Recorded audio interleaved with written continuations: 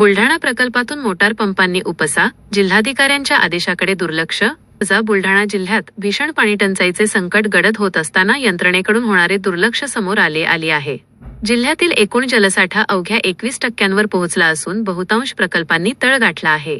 पिण्याच्या पाण्यासाठी जलसाठा आरक्षित ठेवण्याचे आदेश जिल्हाधिकाऱ्यांनी दिले होते.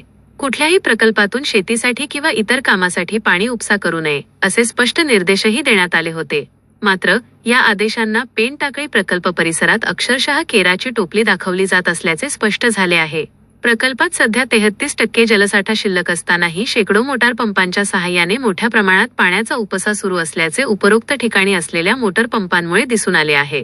याकडे वरिष्ठ अधिकारी काय कारवाई करतात याकडे लक्ष लागून आहे.